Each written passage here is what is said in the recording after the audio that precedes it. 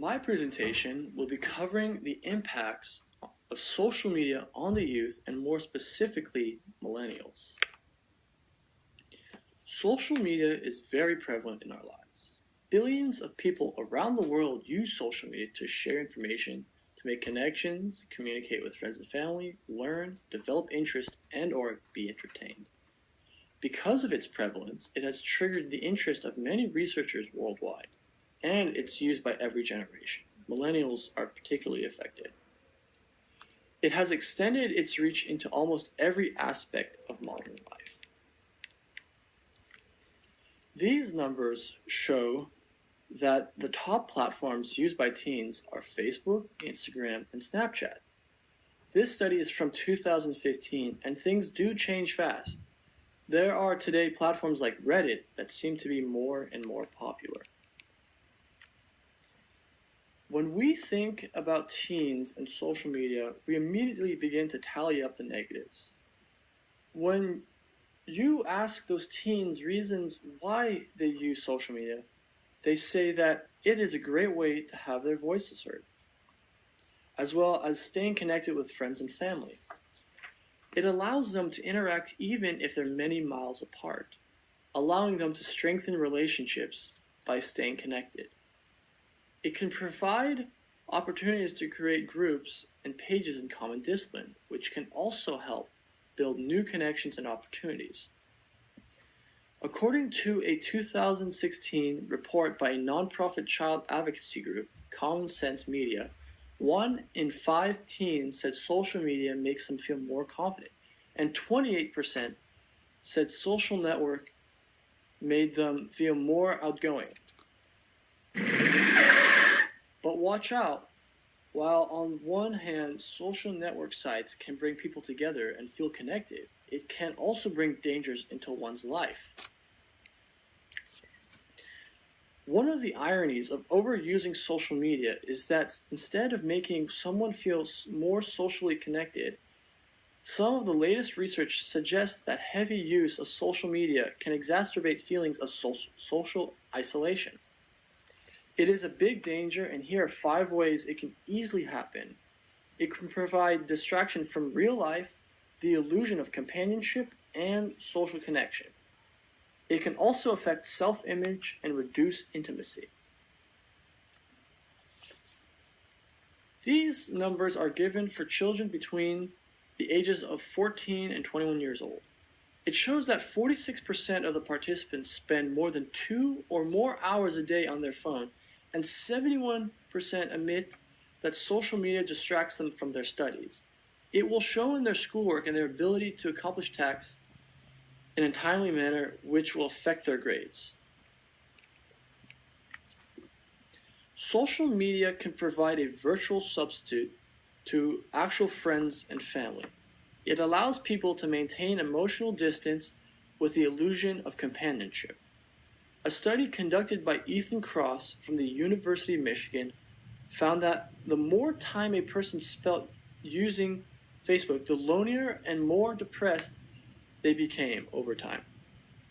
Another study by Carnegie Mellon University found that when people interacted directly with friends on Facebook, their contentment and feelings of happiness increased.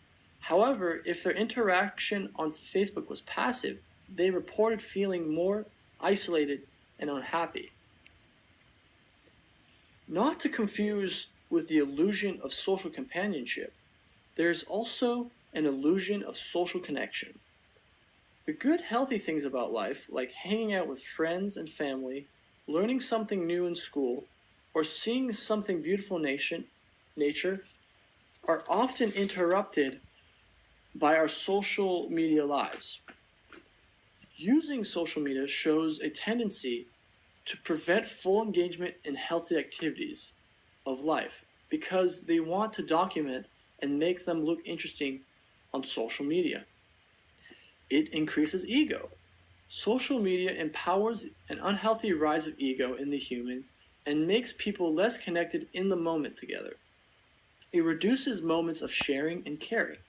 Everyone worries about how they're going to project themselves and how they will be perceived instead of enjoying the moment, camaraderie, and friendship. It's an approach to life that opens up all kinds of negative consequences. People tend to post idealized photos on social media. This unrealistic and overly optimistic portrayal has given the term competing with the Jones a whole new meaning. Social media allows people to give the illusion that other folks are leading a fabulous, exciting, and successful life. The result is that many young people viewing these glorified profiles are left feeling inadequate and deficient in comparison. This is also one way social media has been linked to higher levels of loneliness, envy, anxiety, and depression. Even our friends and family and ourselves tend to only post the best versions of themselves.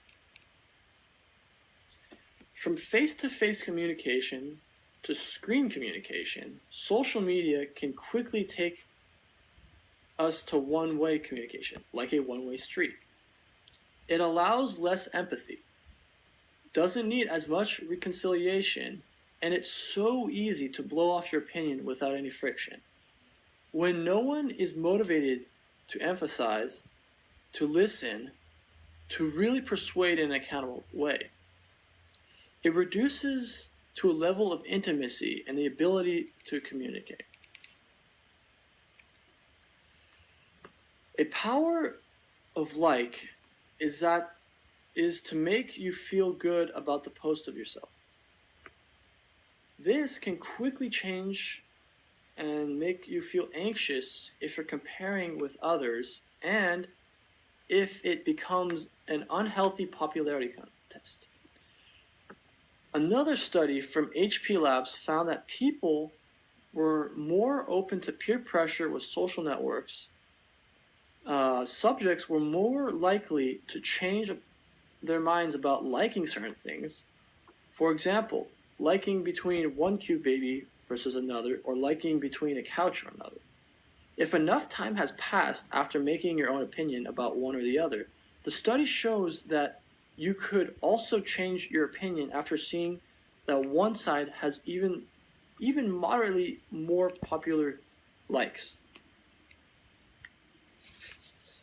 It has its benefits if used properly, but also can have side effects. So be aware, don't misuse. Altogether, when used for the wrong purposes, social media can have a very negative effect on the way people interact with each other, as well as how they choose to deal with their own issues. The field of social media and its effects on our psychology is still very new. So many more studies will be needed to be conducted in order for the professionals to understand these effects a bit better. As technology continues to evolve, individuals evolve along with it. This means that the field of social media psychology is a dynamic one that might give individuals much more thorough view into the human mind and how it functions across a broader field of mediums. I hope you enjoyed this presentation. Thank you very much.